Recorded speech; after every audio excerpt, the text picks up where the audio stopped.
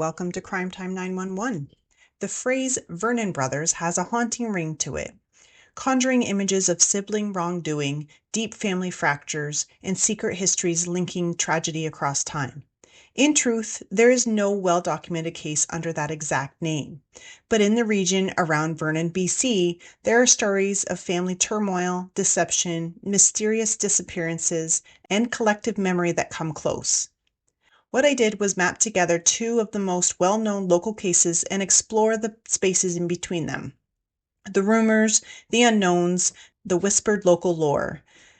That composite gives lens into how darkness sometimes hides in family shadows and how a name like Vernon Brothers might emerge from legend. Let's begin with the most concrete, the tragic 1996 Vernon incident. It was April 5th, 1996. A calm spring morning in Vernon's Mission Hills neighborhood. Families were preparing for a wedding. The mood on the surface was ordinary. Yet, by the end of the day, what unfolded would become one of Canada's most chilling family tragedies. What makes this case so haunting is how personal it was. The victims were not strangers. They were family. The event blended rage, grief, and premeditation in devastating proportions. The central figure was Mark Vijay Chahal, age 30.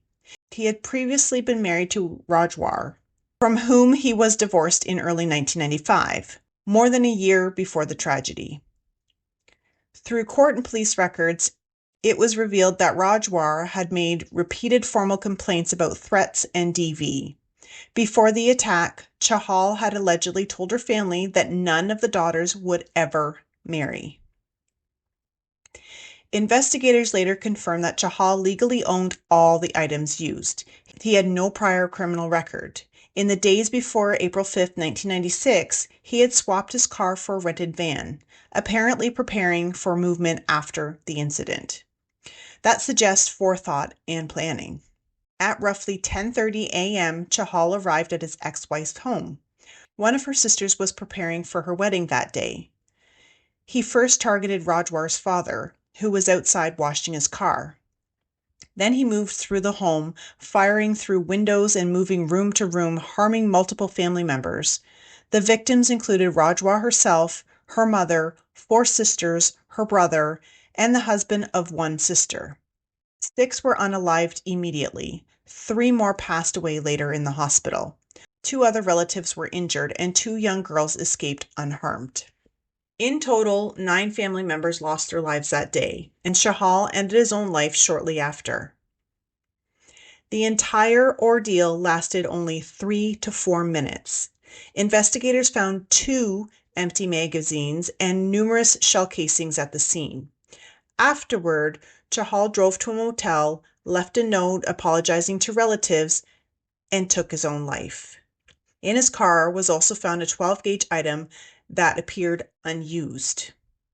Because all the items were registered to Chahal, evidence tracing was straightforward. Investigators reconstructed his path through the home, room by room.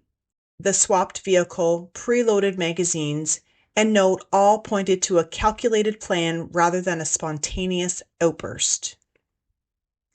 Following the tragedy, an inquest was held in September 1996. The jury's report made 29 recommendations to government agencies, policing, victim services, and prevention programs. Among the changes, tighter background checks on licensing, better data sharing for DV complaints, and trauma-informed training for police and support workers. Attorney General Ujjal Dosanjh announced those measures immediately, acknowledging that while policies existed, their implementation had fallen short. A separate review, overseen by retired appeal court judge Josiah Wood, examined police handling of the case to identify any procedural gaps. And yet, since Chahal unalived himself, no public trial ever took place. The lack of a court process left gaps for rumor, speculation, and community retelling. Each year, Vernon holds a vigil to honor the victims. The memorial outside the Vernon Library stands as a place of remembrance. Locally, April 5th has become a solemn day, often described as the city's darkest hour. Beyond remembrance, the event forced deep institutional reflection. The inquest's recommendation addressed systemic shortcomings in how DV against women, family conflict, and firearm regulation were handled. Academics later noted how public discussion sometimes culturalized the tragedy, framing it through race or cultural differences rather than structural issues like gender, isolation, or mental health. To locals, however, the pain remains. Because no trial occurred, personal motives or hidden tensions may forever lie buried. That silence invites speculation, exactly the kind that fuels legends like the Vernon Brothers. Now, let's turn to a different kind of story. Not of mass loss, but of identity, deception, sibling bond, and survival narrative. In 2003, two brothers appeared in Vernon, claiming to have been raised in total wilderness isolation. The world came to know them as the Wild Boys. But their story would soon unravel, revealing something far more complex and deeply human. One late summer morning, two gaunt, ragged young men appeared in Vernon.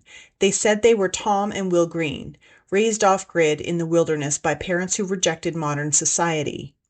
They spoke of living off the land with no documentation or formal education. In a small, trusting town like Vernon, the story felt plausible. Locals extended kindness, food, money, shelter. A local woman named Tammy became a key supporter, leaving notes, meals, and small acts of faith that grounded them in community care. But over time, inconsistencies began to appear. They couldn't produce government identification. Their claimed parents, Mary and Joseph Green, had no record of existence. Their younger brother, Will, appeared severely underweight, subsisting mostly on fruit, prompting medical concern. Observers noticed how the older brother seemed to control or guide the younger's words and actions. Eventually, investigations linked the two to California, where missing person reports had been filed for Rowan Horn, the younger, and Kyle Horn, the older. Their real parents were Roger and Diane Horn of Roseville, California. Their supposed wilderness upbringing was, in fact, a constructed myth, an escape from past conflict and pressure. When the truth emerged, public reaction mixed anger with compassion. Some felt deceived, others saw two young men struggling with trauma and identity. Vernon's community had invested hope and care, only to discover it was built on fiction. But beneath the falsehood lay real pain, two brothers seeking refuge in reinvention. Retrospects like Wild Boys, the Lost Brothers of the Backwoods, reframe the story as one of survival through self-reinvention, a tragic, if misguided, grasp for belonging. Now that we've covered the 1996 Vernon tragedy and the 2003 Wild Boys deception, let's explore how phrases like the Vernon Brothers might have formed in community folklore. Family as a source of both love and harm. Both stories revolve around family, one in destruction, one in reinvention. Sibling dynamics and influence. The Wild Boys bond and the speculation around Chahal's own family lines echo themes of control, loyalty, and loss. Secrets, silence, and missing narratives. Because both stories lack full closure, gaps invite myth-making. Community storytelling. In small towns, memory morphs over time, details merge, legends are born. Possible bridges and speculations. Locals may fuse both stories into a shared myth, two tragedies merging in oral history. Forgotten sibling disputes or disappearances might exist in smaller archives. Hidden tensions in Chahal's background could add to the brother myth. Broader criminal and family disputes in the Okanagan region feed the same symbolic thread, brother versus brother, as an archetype. For Chahal, deep humiliation, control, and shame appear to have built into a destructive plan. For the Horn brothers, trauma, identity crisis, and sibling dependency created an alternate world. In both, there's the common thread of psychological entrapment, of losing grip on one's sense of self and dragging others into that unraveling. Family conflict blind spots. Authorities often had policies on paper but weak implementation. Cultural framing. Media sometimes simplified or misrepresented motives through cultural stereotypes. Media fascination. Audiences crave redemptive narratives, even when trust is painful. As we return to the phrase Vernon Brothers, it's clear it doesn't name a single crime, but rather a shared shadow.